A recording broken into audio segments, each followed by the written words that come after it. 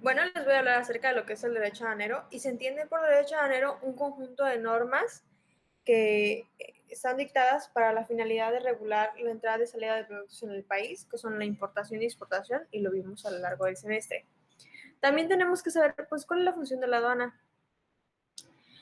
Prácticamente en La Habana es donde se reciben los productos y se envían. Aquí podemos ver lo que es de los contenedores, que es donde se reciben los productos. También podemos ver el modelo de instalación aduanera, que son los rompueles norte, rompueles sur y la presión del muelle. Cabe recalcar que este es un modelo de Japón. El proceso de exportación, que son procedimientos comerciales donde se establece el contrato, se ordenan los bienes, el procedimiento de transporte para saber cómo es que se va a recoger, transportar y entregar, los procedimientos regulatorios para ver lo que son la declaración, los financieros para pagar todas las cuotas, prácticamente es para ver que todo se cumple en tiempo y forma, que nada se deje pasar. El proceso de importación es contratar a la agente aduanal, describir el parador de importadores, saber cuáles son las normas que se deben llevar a cabo según tu producto, porque según el giro de la empresa es como se lleva a cabo esto. No debemos olvidar el artículo 35, 36 y 36A de la ley, que prácticamente el artículo 35 es cómo se entiende el despacho aduanero, el 36A que quienes introduzcan o extraigan mercancías deben expedir un documento electrónico, el 36A que va de la mano. En México contamos con 49 aduanas, aquí las podemos visualizar en el mapa: 19 frontera norte, 19 frontera sur, 17 marítimas y 11 interiores. Es muy importante saber esto para saber dónde se ubican y cuáles son los procesos. Y pues también tenemos que saber cómo inicia el derecho aduanero. El derecho aduanero inicia desde la antigüedad. O sea, si nos vamos a hablar de que todo esto prácticamente era de otra manera, claramente su infraestructura no era la misma, pero sabemos que prácticamente se sabía que era de la antigua Grecia, en Atenas, con el 2% del valor de las mercancías, inicia con el portorium, que también era una arrendada en pública subasta, y prácticamente para que sepan y se sientan como que más familiarizados con esto, es por ejemplo lo de la ruta de la sede de las especias, cuando se dan cuenta que pues si van moviendo un producto de un lugar a otro, podían cobrar como que una cuota, pues obviamente iba a ser como que una ganancia y algo que iba a ser establecido dentro de todos los territorios. El fundamento del derecho aduanero. Ahora, sabiendo lo del derecho aduanero, pues también tiene su fundamento. Y aquí se los voy a explicar, que son prácticamente el marco normativo jurídico del derecho aduanero, son las leyes como la ley aduanera, que la vimos a lo largo del semestre, la ley del SAT, que es donde se ven cómo se pagan las cuotas, la ley federal de derecho, la ley general de salud, la ley de seguridad nacional, de armas y fuego explosivos, porque es importante que todo lo que pasa al país sea correcto, el reglamento de la ley aduanera, el reglamento del SAT, las reglas de comercio exterior y los códigos fiscales de la Federación, Penal Federal, Federal de Procedimientos Penales. De la Constitución Política tenemos aquí como que algunos artículos. Los artículos más importantes que son el 31, que establece la obligación de contribuir los gastos públicos, el 117, que limita las entidades federativas, el 118, que establece que los estados no pueden, sin el conocimiento del Congreso de la Unión, fijar derechos de tonelaje, el 89, que faculta al presidente para que establezca puertos, el 131 para el Poder Ejecutivo para grabar en materia de exportación, y pues ahora ya lo sabemos, es importante aprendérselos también para conocerlos. Ahora, sabiendo cómo inicia, tenemos que conocerlo, los sujetos del derecho aduanero.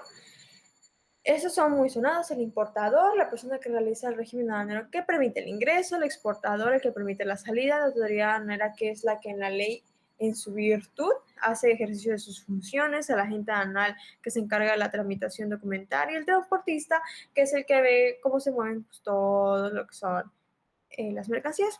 Y aquí también los tenemos. Sabemos que todo eso es por un México mejor. La legislación que se aplica.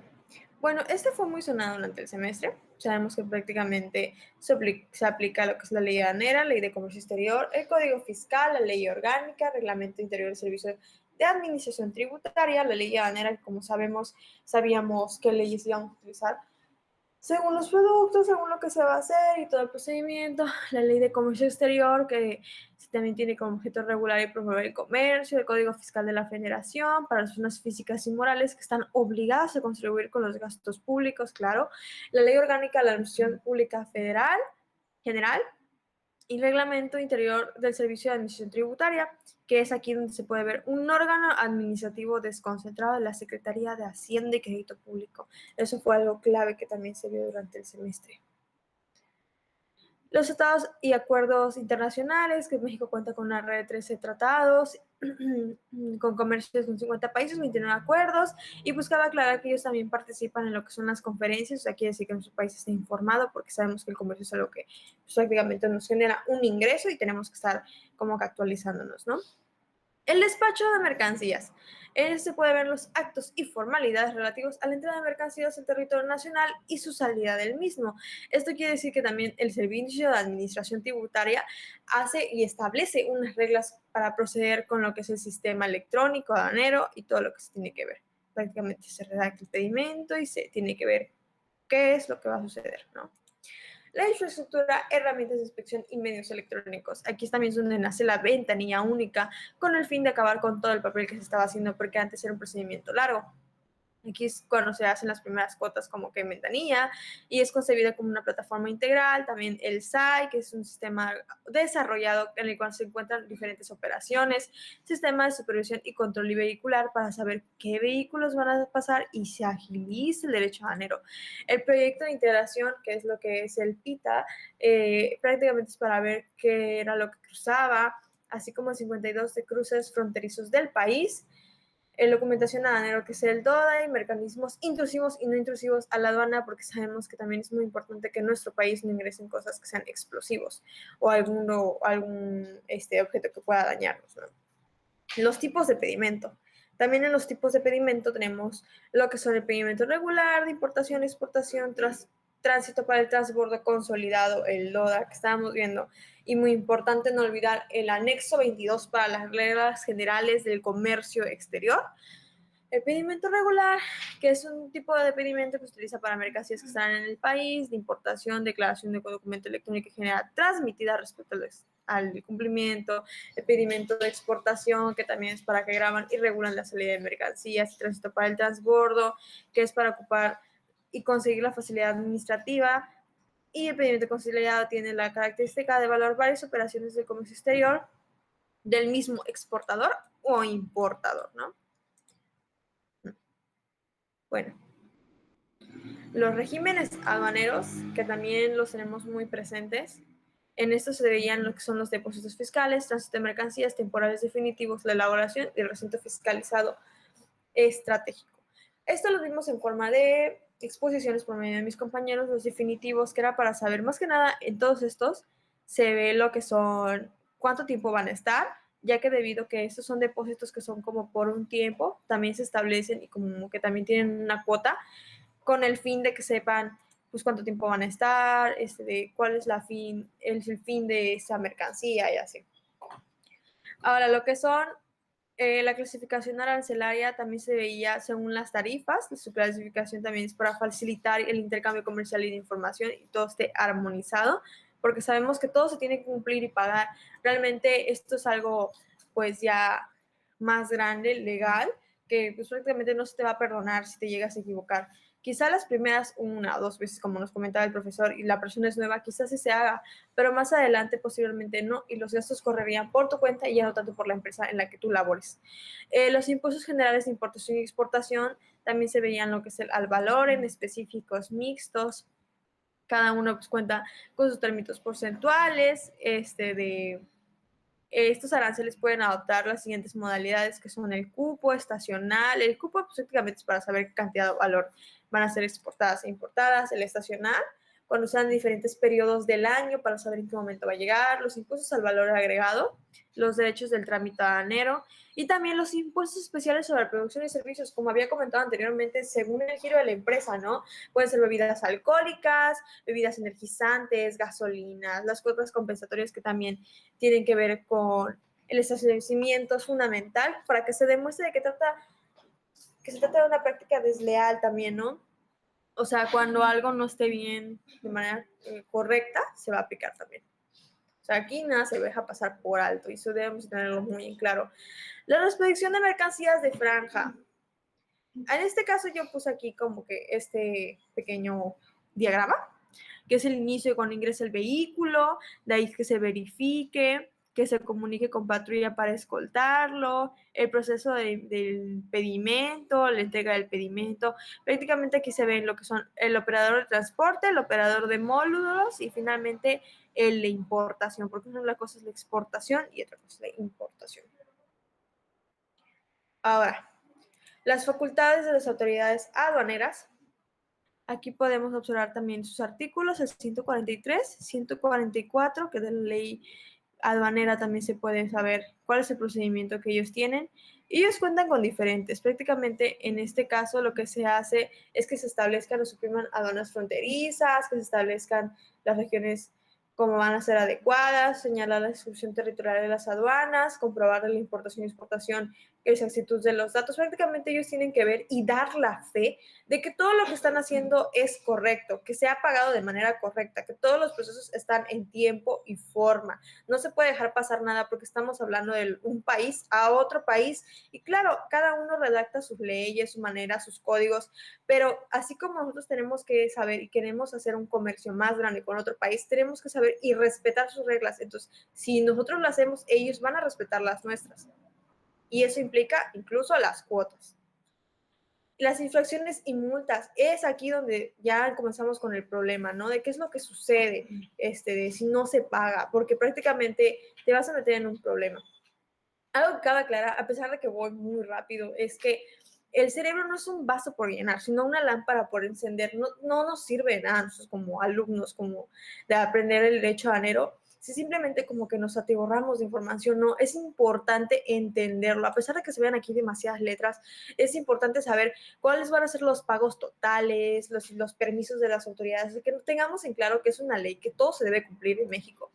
Y pues prácticamente aquí es cuando se extraían mercancías con el nombre, estas papeletas que el profesor nos decía que se ponían como un semáforo, si era rojo, verde, amarillo, también es algo que no podemos olvidar.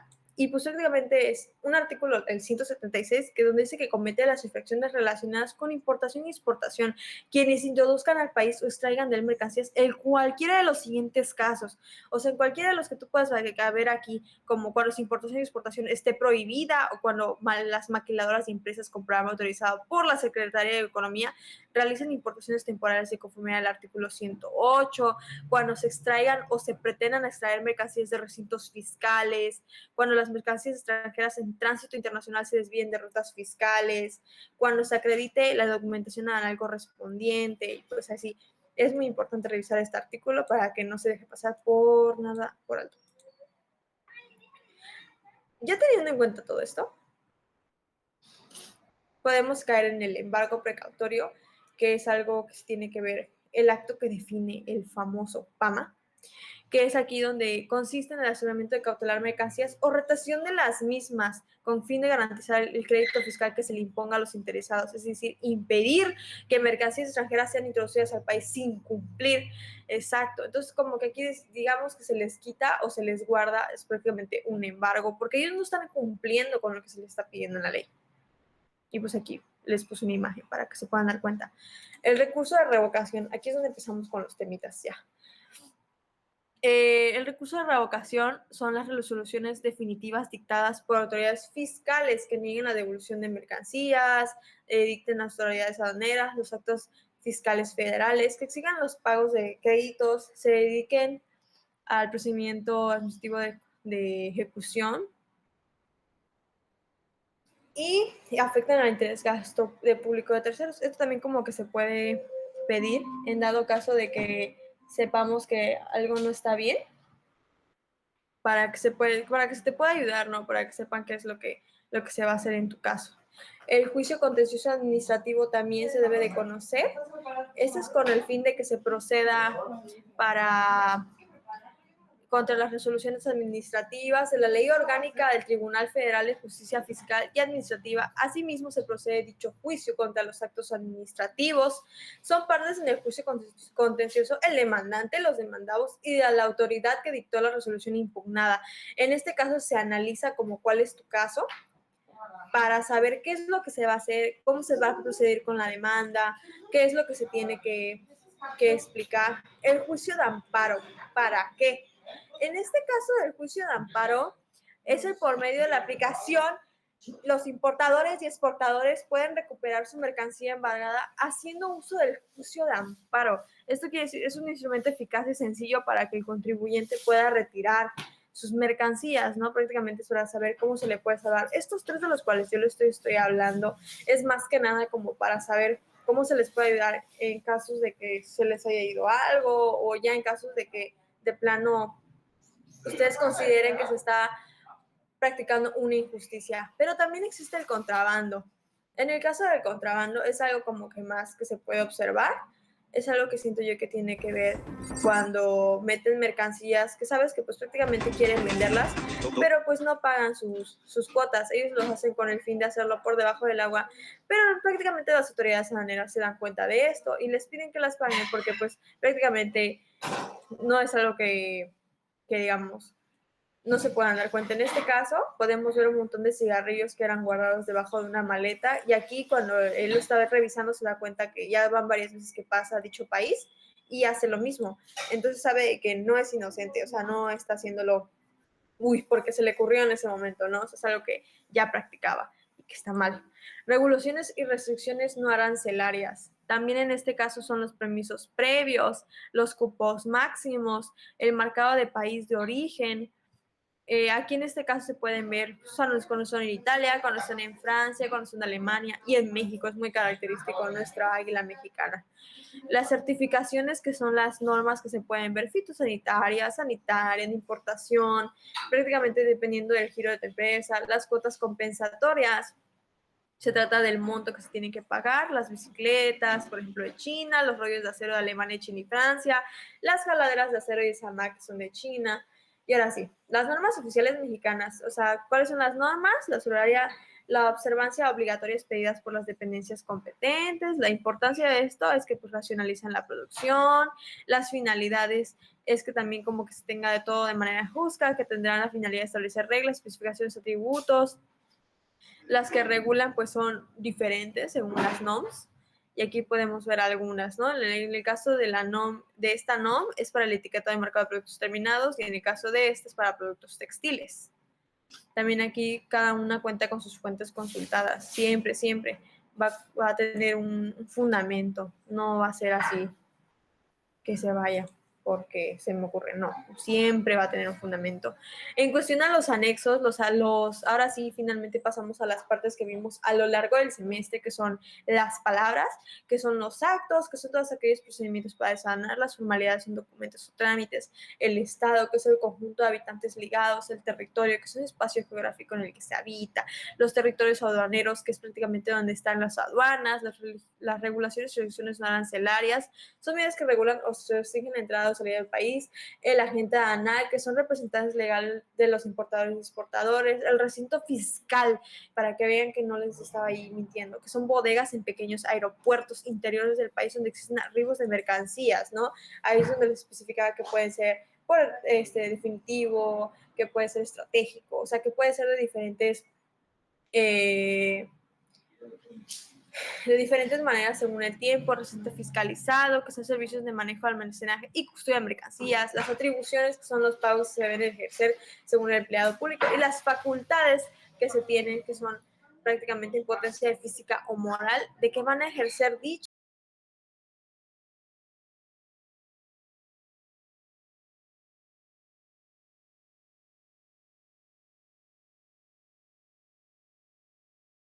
función. Ahora, para finalizar, tenemos el sistema armonizado de designación de mercancías, de codificación, que es aquí donde se ven como que las pequeñas que son los números que tienen para identificar qué es la mercancía que se está implementando. Como ven aquí como que se escanea, pero también eso es cuando están almacenadas.